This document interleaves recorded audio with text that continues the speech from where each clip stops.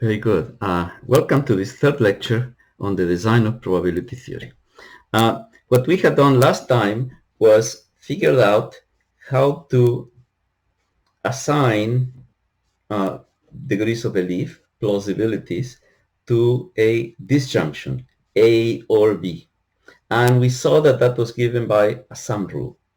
In other words, what we saw was that you could always regraduate your degrees of belief in such a way as to preserve the ranking of the belief in propositions. You could always regraduate in such a way as to preserve, as to get a simpler function, just a sum. What we want to do today is go through the same sort of exercise to figure out what is the degree of belief of a conjunction, the degree of belief in A and B. So let me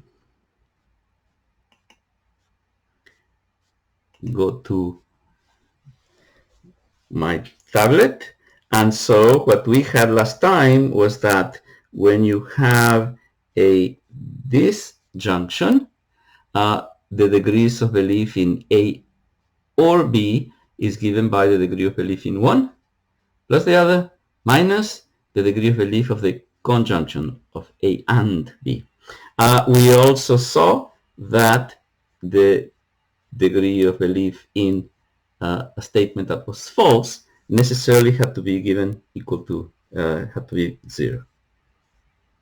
So what we want to do today is to discuss the degree of belief for and. And so what we're going to see after we work it out is that then the degree of belief in A and B is going to be the degree of belief in the first multiplied by the degree of belief of the second given the first. So the starting point for us is going to be to write the most general expression we can write about the degree of belief in A and B given C, or assuming C. And that's going to be a function, and we're going to say that the function G represents and this is where we're being very, very general. The function G is whatever you want.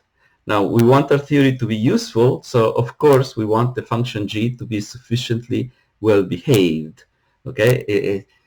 Laplace once said, probability theory is nothing but common sense reduced to computation.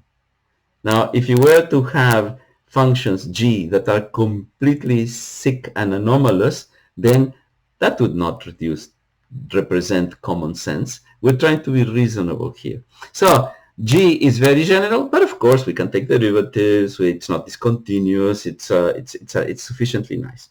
And what we decide here is that when we try to write this C as a function of the possible degrees of belief that might influence it, we have to consider the degree of belief in A. So that's the first argument. Then there is also the possibility of it depending on the degree of belief in B. Of course, how much you believe in A and B depends on how much you believe in each one of them separately. So we're going to include those two. But it is also possible to include the degree of belief in A, assuming that B is true, so something like that. Or the other way around, the degree of belief in B, assuming that A is true. In fact, this actually covers all possibilities. So what we have now is we have this generic function that represents and what we want to do is find it. What we're going to use is eliminative induction, which means we're going to apply this function to special cases, and whenever we see that in a special case we get nonsense, well, that kind of function we're going to throw away. So how do we proceed next? It looks complicated, and that's why I wrote my everything ahead of time. But it's actually not that difficult. First, for simplicity, we're going to omit the conditional on C, just because everything here is going to be conditional on C, so let's not write it just to simplify the notation. Now, when we look at these functions G here, we can imagine that instead of 4 arguments, which is a big mess, very complicated. It just depends on 2. So when we consider special cases of the function g, we're going to consider situations in which it depends on 2 arguments, then situations in which it depends on 3 arguments, and then finally, we're going to consider a situation in which it depends on all 4 arguments. So let us start. One possibility is that it depends just on the 2 arguments. That's the function g1. Another possibility is that it depends on the first and the third. That's the function g2. Another is that it depends on the first and the fourth. That's the function g3. Then yet another one is that it depends on the last 2. Now actually these are all the possibilities for 2 arguments. And the reason for this is the following. This is A and B, which is the same as B and A. Okay, so many of the other possibilities that you could consider here are already included. For example, the second and the fourth are of the same form as the first and the third. It just exchange A and B. So we don't need to write them out. So these 7 possibilities include everything. Now, how do we get rid of these guys? Okay, it's not difficult to see that this is not good. How do you see that that is not good? Just consider that special case when A and B are false, are mutually exclusive. For example, B is not A. B is the negation of A. What happens in that special case? Well, in that special case, you can see here that you have false. So this is the value 0 that we computed earlier. And we have G1 of C of A, C of not A. But now, wait a minute. C of A can be anything you want. They're connected to the other one, but anything you want. So you have a function of anything you want, and it gives 0. The only way that that can happen is if this function at the very least is a constant. Has to give you some 0 somewhere there. And so clearly this doesn't work. Okay? Let's look at the second one, G2. This does not work either. Consider a situation in which A happens to be true. Special case in which A happens to be true. Oh, look. If A happens to be true, this is just C of B. Because the truth of A and B, when A is true, is just the truth of B. So this is C of B. Here we have, this is true. Here we have, that is true. So this is a constant. This is a constant, psi sub t. And we have a constant here, and this is supposed to be psi of b, which is completely arbitrary. It can't be. This is nonsense. So that does not work. You rule it out. Next, we come to G3. G3 is very nice because there is nothing wrong with it. We do not know that yet, but you can keep trying, and you're not going to find any problematic with it. So this is the guy that gets a big yes. But please notice, it's not that I'm making any arguments in favor of G3. Eliminative induction just says I'm going to rule out all the others. Whatever remains is it. Then we proceed to make sure that this one actually works. How about the fourth one? The fourth one is a no as well. And you just set the special case that you look at here is when you look at A equals B. And look what you have here. When A is equal to B, this is AA, which is the same as A. So on the left-hand side, you have the degree of belief in A. And on the right-hand side, you have A given A. A given A. These are both C sub T, the truth. So this is just a constant. But C given A, when A is arbitrary, it's not a constant. So no, throw it away. That goes away as well. Next, we look at what happens when you have 3 arguments. This is a little bit more complicated. But, and typically for a teacher, right? I do the simple cases like this here, and when it gets to the difficult one, I'm not going to do it. I'm going to tell you, go read it in my book. It's there, right? It's not really that complicated, but it's actually very clever how you figure out what's going on. The way one works this one out is you say, consider like three possibilities, three, A, B, C. This is the same, A and B and C, A and B and C. And remember that this is associative, so there are two ways to compute it, and you proceed from there. And what one ends up showing here, this is the piece that's sort of interesting after you do. What you get here is some kind of functional equation, and you solve it by taking derivatives and solving the differential equation. But the result is that this statement here, G5, ends up being showing that G5 is equivalent either to G1 or to G3. So this is interesting. The condition of consistency tells you that G5 is the same as G1. You can't have G1 because we already shown that that doesn't work. So G5, if it's going to work at all, is completely equivalent to G3. And the way that comes about is because you can show that G5 is independent of the first argument. It's as if the first argument is not there.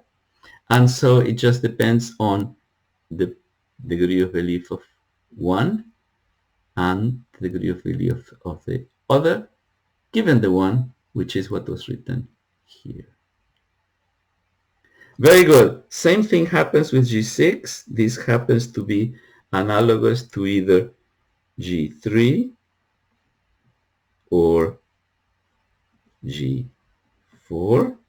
We already showed that G4 does not work, so that is thrown away. So you can see that G5 and G6, even though they have more arguments, end up being analogous. Here, I forgot the parenthesis there. End up being analogous to the G3. Same sort of argument works for G7. When you have all arguments possible, then you find that this is either G5 or G6. But G5 and G6 are G3. So conclusion, the one that really works, or rather the only one left standing, is that Xi of A and B is going to be the G of Xi of A and Xi of B given A. So that's how we narrowed it down from the original 4 to just 2 of them.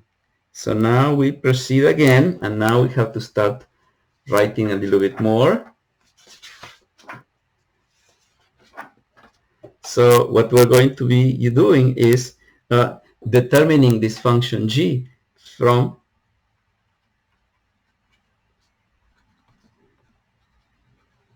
a distributivity constraint. So let's continue, and we're going to look at a constraint given by distributivity.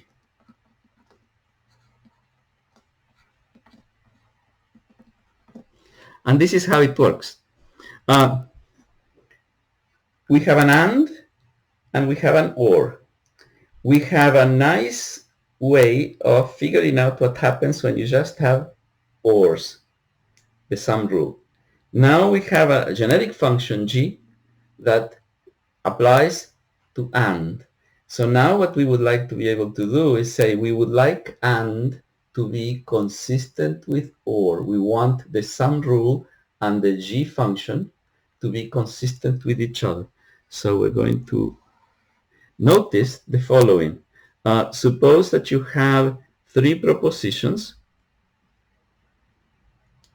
A, B, and C, and we're going to say we have A, B, or C, and we use the distributivity of and over or, and we write this as AB or AC. And we're going to assume, remember this is a special case now,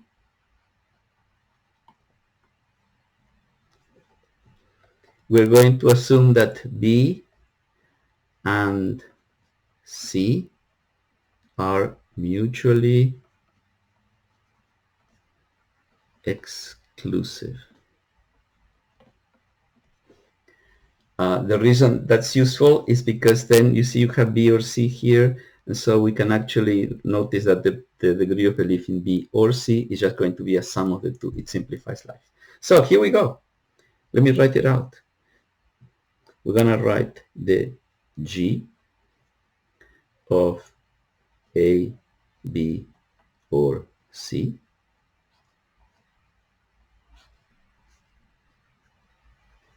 we're going to write it as the G of the, I'm sorry, what did I do? I already blew it here. Okay, let's start again. The C of A, B, or C is going to be the G of the first, and then gonna be the C of the second given the first.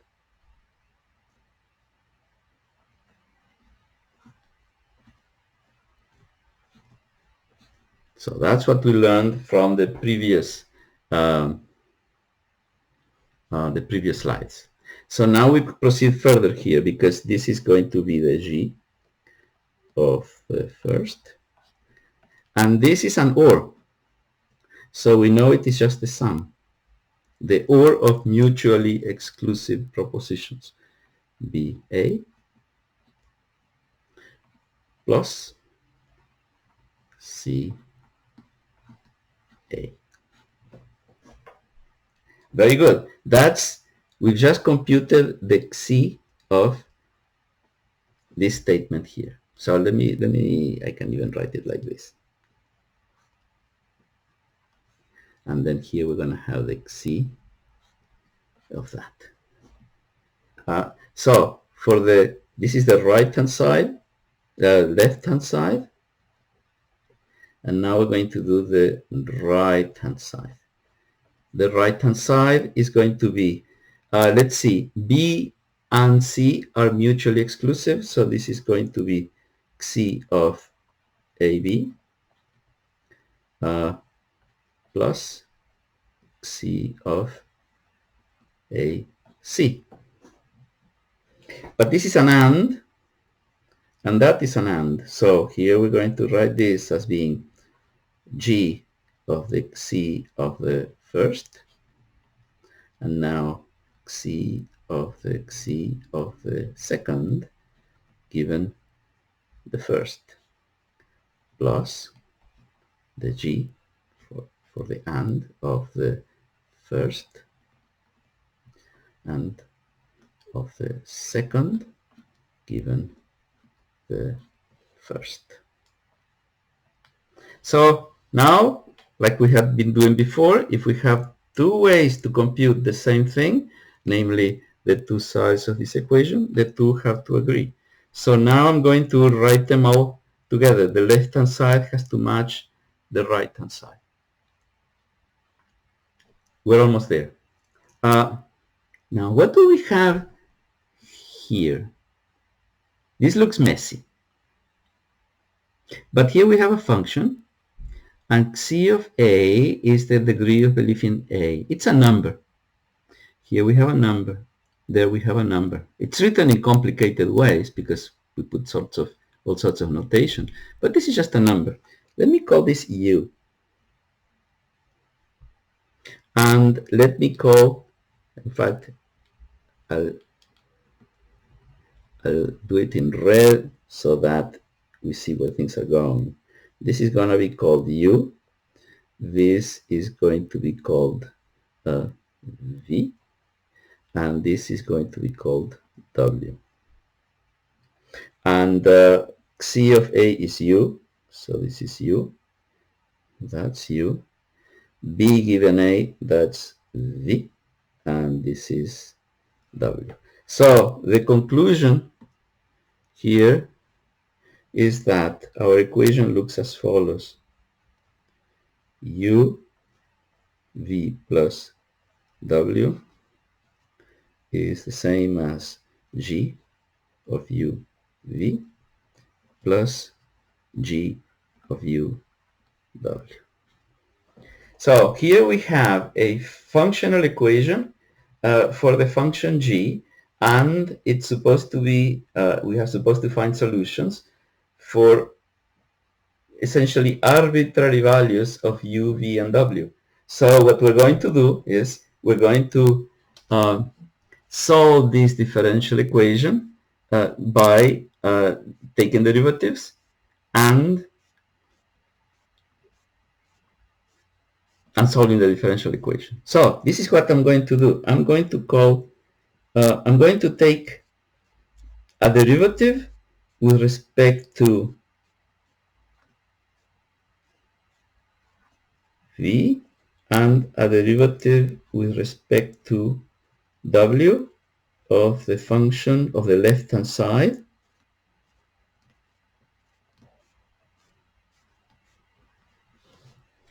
And this is going to be, I'm going to take the derivatives now on the right-hand side. Now, but when you look at the right-hand side, if I take a derivative ddw of the first term does not contain w. Therefore, the first term cancels out. When I take the dv of the second term, you see that this one does not contain v. It only contains w. So whatever we get on that side is going to be 0. So our messy functional equation has been transformed into a much simpler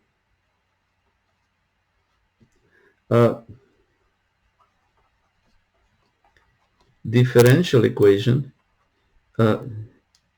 like this.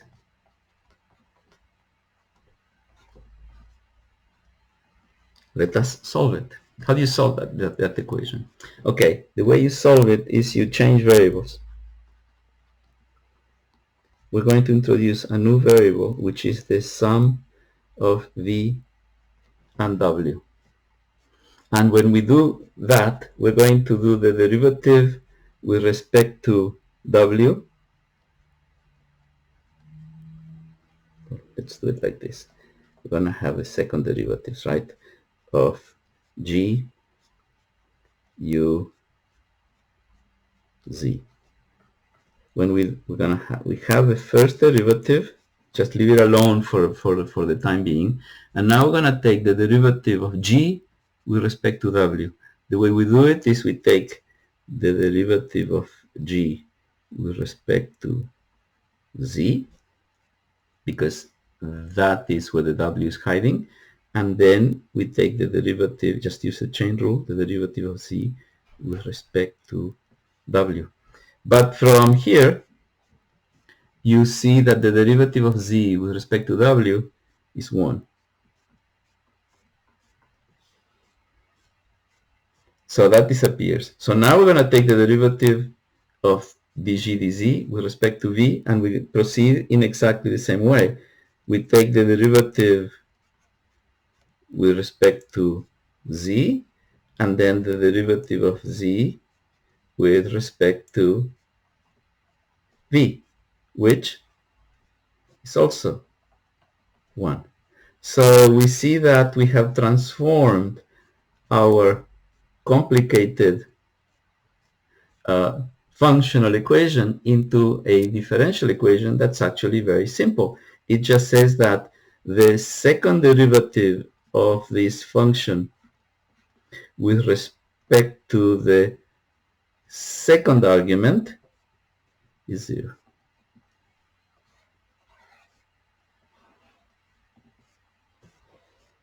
I find them, this kind of argument, I find them amazing because look at the monstrosity that we have when we were dealing uh, up here,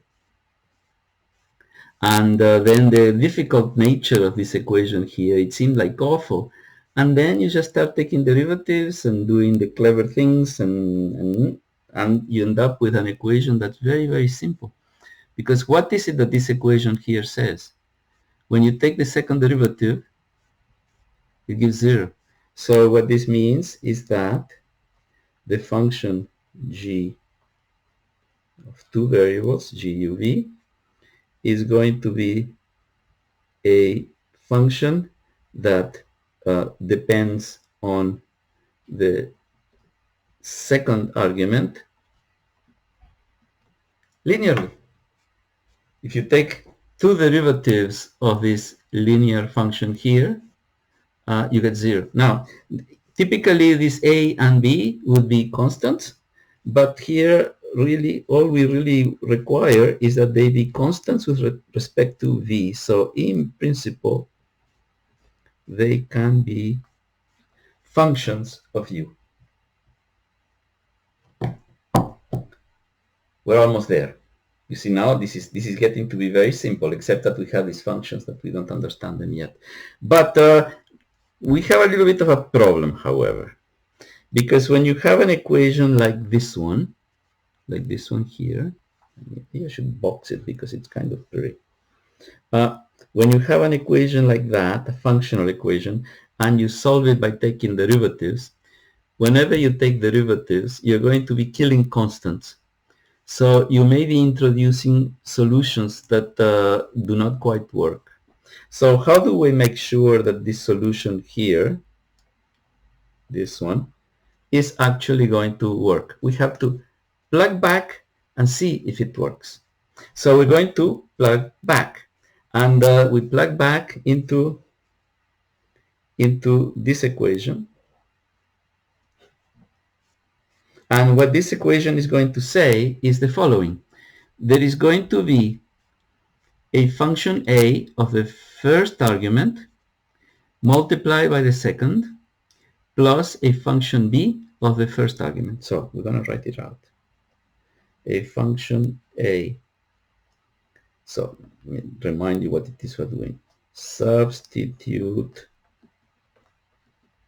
back. Then we're going to have a function a of the first argument multiplied by the second plus a function b of the second argument. And this is supposed to be equal to, let's go back.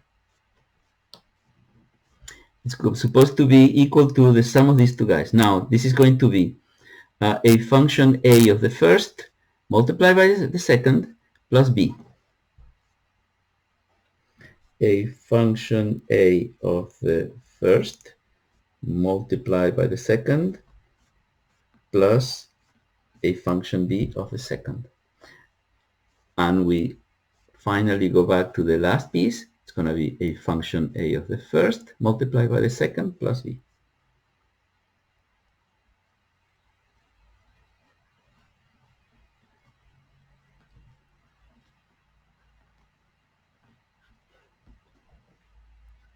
So if this solution here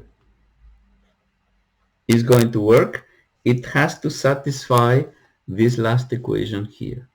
And look what we have here. Here we have a times v, a times v. We cancel this out. A times w. Here we have another a times w. We cancel them out. Here we have b. And here we have b. Cancel them out. Net result,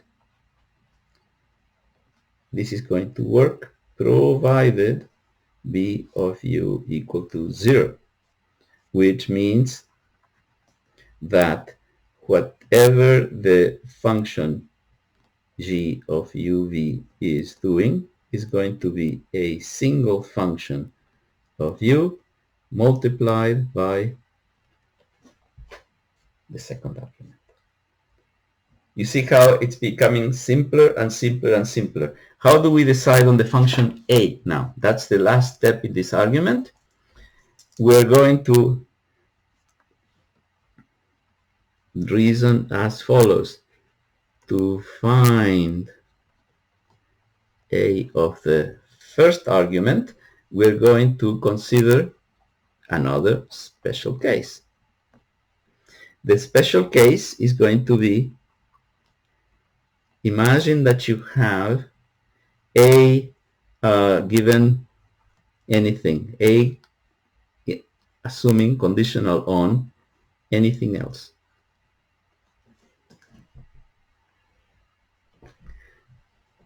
Now, this is the degree of belief in A conditional on D. Do you see that conditional on D, these two are the same? You see?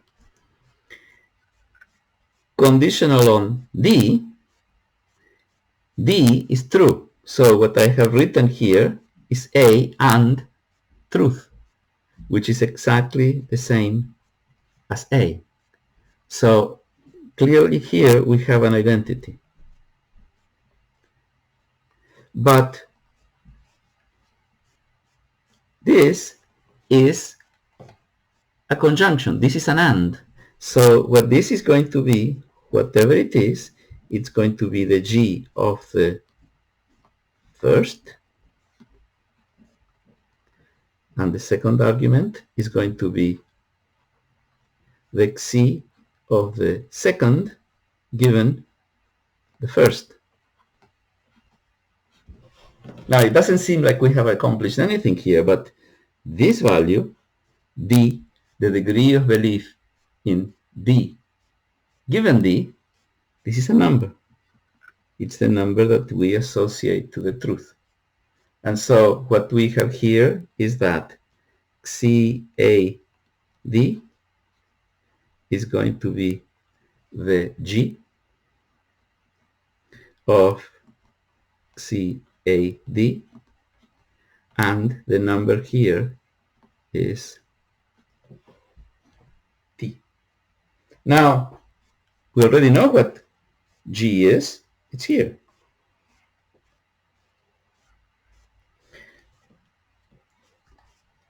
The G of two variables is a function A of the first multiplied by the second. So the Xi of AD is a function of the first multiplied by the second. Therefore, or maybe just for simplicity, if we were calling this guy U, this guy was U, and this is just Xi of T. And this implies, therefore, that whatever AU is going to be U multiplied, divided by a constant. So we have the function A. It's linear in U, and it depends with no additional linear term. So the conclusion here is that the G of how do I write this? The Xi of A B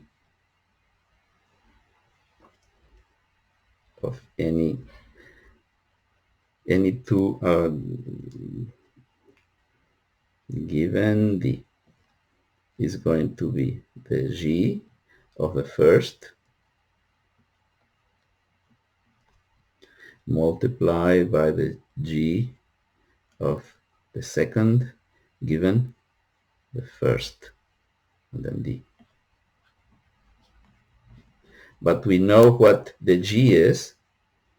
G is going to be, where do we have G? We have it here. It's going to be this function a of the first multiplied by the second. The function a is going to be the first divided by the number associated to truth multiplied by the second.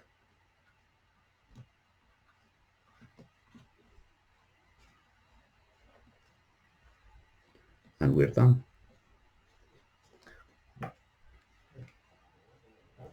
The degree of belief in the conjunction A and B is going to be the degree of belief of one multiplied by the degree of belief of the other, given the one, divided by a constant, a normalization. Suppose that we were to do yet another regraduation.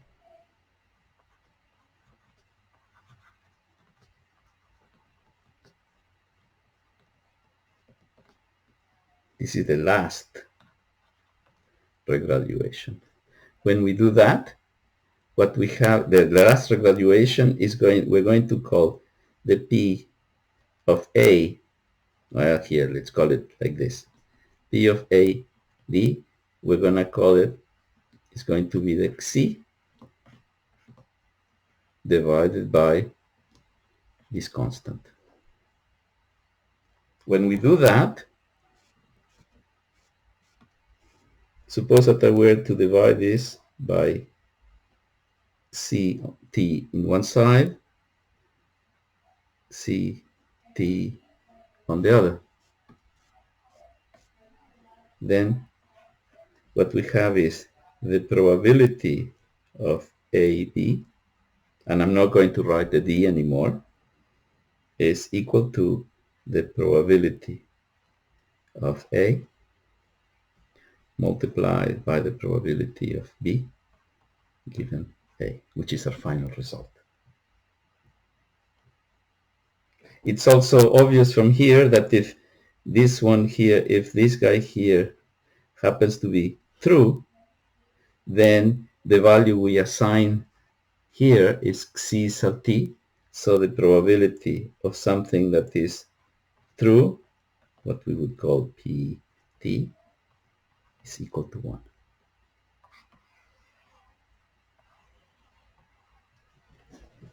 And we're finished. We have to now regraduate the sum rule. Remember what the sum rule was? A or B is C of A plus C of B minus C of A, B. If I divide everything by CT, this is the last regraduation, just readjusting the scale. What we have is P of A or B is P of A plus P of B minus P A B. And then, of course, we have the product rule, the probability of the first, probability of the second given the first. Of course, because AD and BA are the same thing, we could have put here PB, A given B, right? This is exactly the same thing, right? That doesn't matter. We don't need to write it. And we further know that the probability of something false is, since you had 0 divided by CT, it's going to be 0, and the probability of something true is going to be 1. And there you have it. Degrees of belief. Degrees of rational beliefs are manipulated as probabilities. We started with a clean idea of what it is we wanted to talk about, the degree to which you should believe in a proposition. If you believe in A more than B and B more than C, then you believe in A more than B than C, and so you represent these guys as real numbers. If you now eliminate inconsistencies and you make sure that whenever you can compute things in two different ways, you always get the same answer, then you're forced to have rules that are either these or equivalent to these. These are the simplest ones, but you could conceivably have more complicated rules. For example, we regraduated by dividing by C sub t. And in this way, the probability of something true is 1. But we could have said, we could have regraduated differently, and we could have regraduated in such a way that P sub t is 100. And in that case, what we call probabilities would be from 0 to 100. And we would say things such as, oh, I'm 50% sure that this is going to work, or I'm 30% sure that this is going to work. That's exactly what you're doing. It's just a different regraduation. You could regraduate it in any other way with other functions. That's fine. It would make life more difficult, but it would be equivalent to this. So this is very much like saying, when you choose a scale, you want to choose your scale so that it's as simple as possible. You could use non-linear scales, and that would be fine, but it would make calculations more complicated. So it's a matter of simplicity. Let me summarize.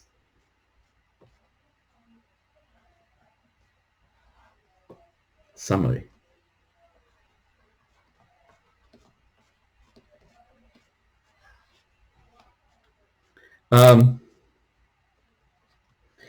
Probability theory is designed, it is a tool for reasoning under uncertainty.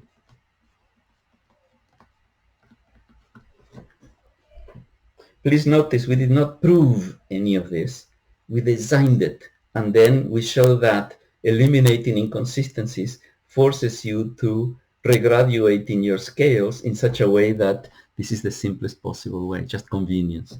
Let me re-emphasize that probability theory is not true.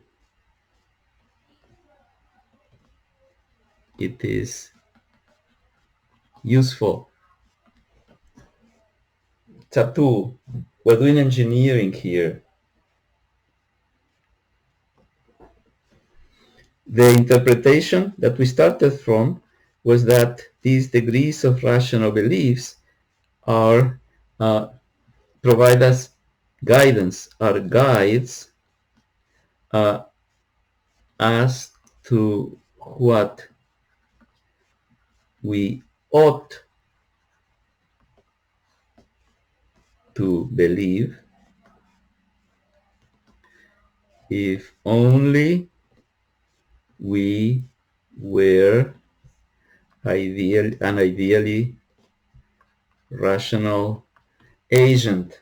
And ideally, because of course such agents do not exist, so this is an idealization.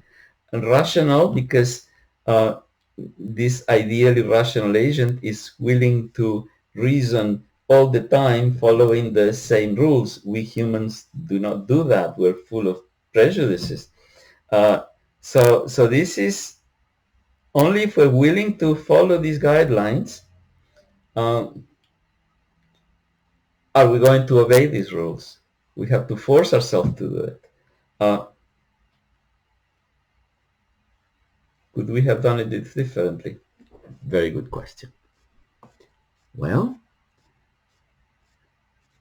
what of the very simple and I would claim very convincing design specifications are you willing to give up? So here are the design specifications. We want a scheme that allows us to rank degrees of belief. If you believe in A more than B and B more than C, then A more than C. That has to be real numbers. There is no way around that. So generalizing in the direction of having matrices or complex numbers does not fulfill this purpose of ranking. So we need to use real numbers.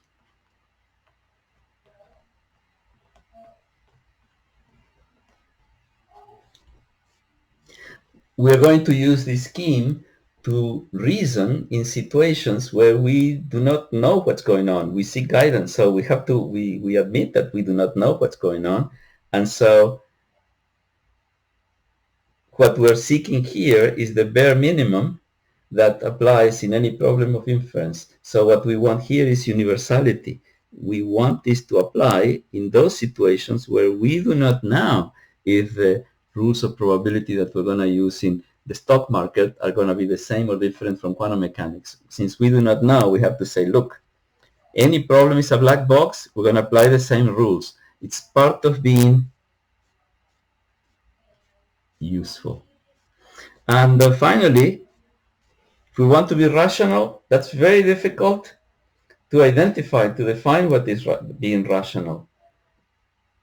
But many instances of irrationality are actually easy to identify, in particular inconsistencies. If you compute the same thing along two different paths correctly, along two different paths, and you reach a disagreement, then you have a problem. So you seek consistency.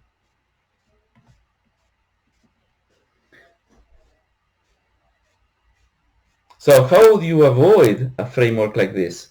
You have to decide that your goal is either not just ranking degrees of belief, or you want to give up on universal applicability, and that means that every system out there in the world is going to have its own different inference scheme, in which case you're lost in the woods because you would not know what new scheme you have to invent every time you come up with a new system. And finally, if you're willing to achieve, to consider inconsistencies, then what kind of reasoning are you doing? You can derive everything you want if you're willing to consider inconsistencies. So that's a summary, and the net result is going to be, yes, these are the rules for computation. Very good. I would like to conclude this first part of the lecture with an example,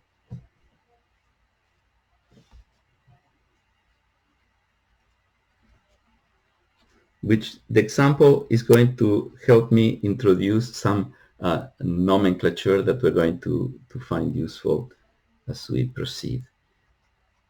A three-sided die. A three-sided die is a die that has three sides. Okay? There are three possibilities, A, B, C. You could mimic a three-sided die with a die with six sides and say 1 and 2 are A, 3 and 4 are B, and 5 and 6 are C.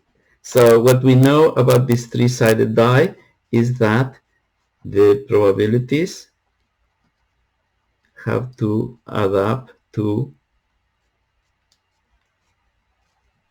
1. And if we're going to look at all the possible probabilities, the die could be loaded.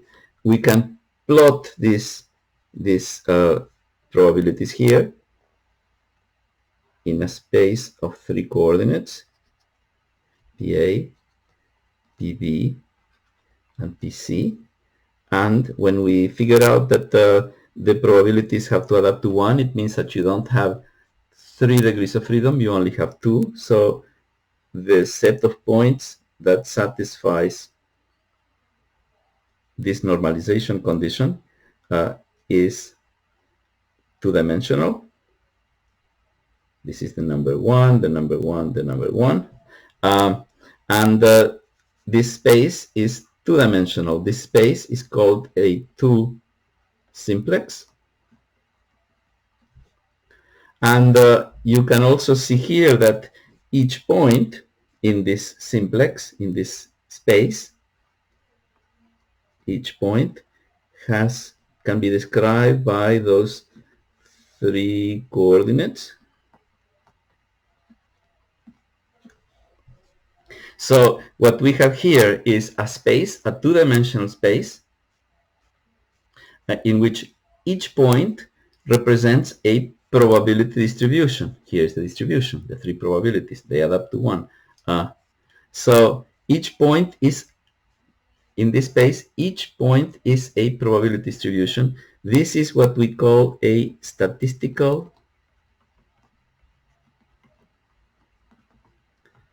manifold.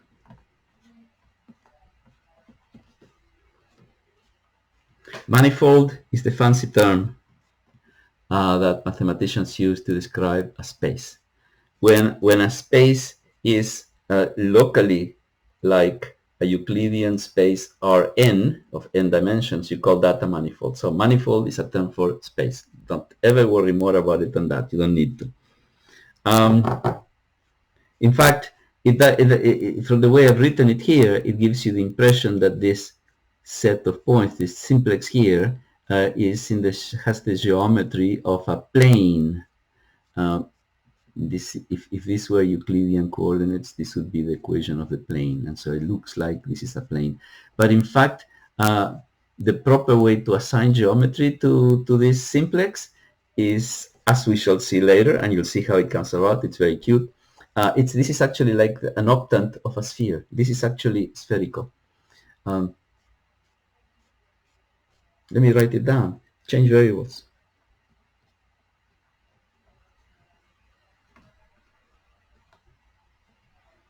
We're going to call the first variable psi a, and psi a is the square root of a. Psi b is the square root of course, this is just a change of variables. You can change variables in any way you want. But if you change variables in this way, the normalization condition now looks like psi a squared, psi b squared, psi c squared equals 1. And the simplex, the statistical manifold that I just wrote there in these new coordinates, psi c, now looks like a sphere of radius 1. Kind of interesting, right? The probability is the square of the wave function. Oh my God, what's going on here? Yeah, the choice of psi for the new choice of variables is not an accident. Now, of course, these are real variables. This is not the magnitude square of A and stuff, but you can start seeing how sometimes the relations between the rules of probability theory and quantum mechanics are very, very, very close. The first person to discover this, that you could actually try to come up with wave function, the connection between the Born rule, the connections between wave functions and probabilities by being squares. That was Bill Wooters, who is our neighbor. He's at Amherst College. He's retired now. And he was the first guy to actually try to find he looked at this and he said, oh my God, there must be a connection there. And he tried very hard to see if you could derive the probabilities of quantum mechanics coming from just considerations of geometry of probabilities. And unfortunately he couldn't, but the idea is brilliant. Towards the end of the semester, I'll show you how we actually do it and we get the complex numbers. Let us proceed.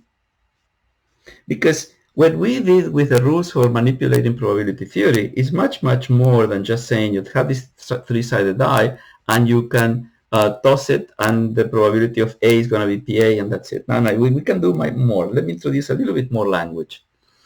I'm going to say the following.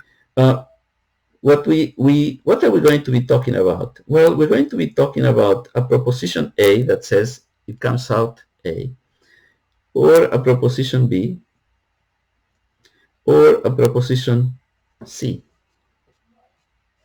But we can also talk about the probability of A or B. What if it can, what is the probability of A or B? And I'm going to write A or B here. I'm going to write the or. I'm going to write this A or B here. A or B. Another proposition would be A or C. And yet another one, it could be B or C. So you see, the question here is always going to be, if I were to assign probabilities to A, to B, or to C, the probabilities of these other three guys that I'm talking about up here are already determined. I cannot play with them. Let's proceed. We can do more ORs. For example, I can do the probability of A or B, or A or C, or C. I don't have to repeat the A's. That's another one. And I could also do A or C or B or C, which of course is the same thing. And this happens if you ask what's the probability of A or B or C. This is a three-sided die. That's necessarily true. One of them has to come out. So that's the truth. Now we've gone up by doing or. We can come down by doing and. So we could say, what is the probability, or the proposition is going to be A and B. A and B. This is obviously false. B and C. B and C. Let's join B and C. It's also going to be false. And of course, A and B and C is the same as A and B. So all of those can be combined together.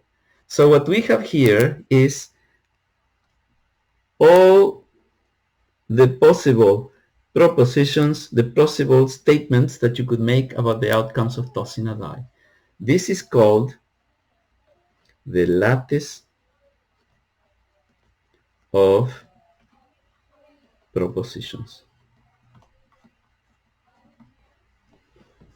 It's clearly, the structure is given purely by and or, and it's Boolean.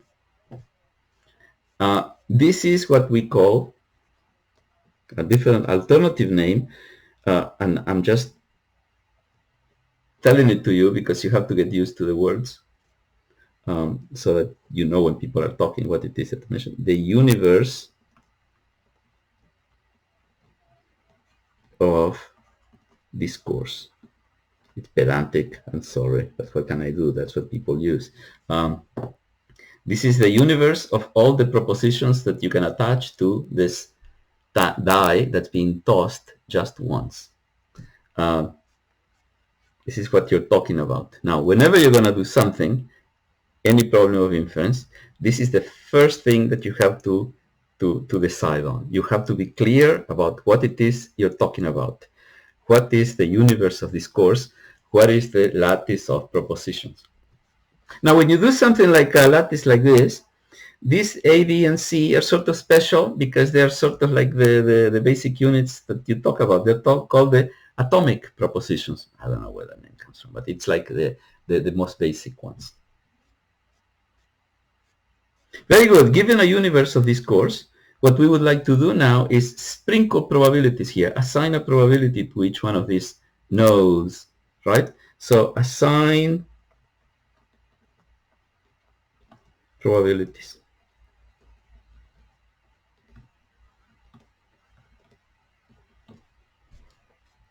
The first thing you see is that to this guy you have to assign 0 because this is false. To this guy up here you have to assign 1 because it happens to be true. But to these guys here you can assign anything you want. Except that of course they have to adapt to 1, right? But you can assign, you have freedom with your set. But once you assign 2 of them, the third is fixed.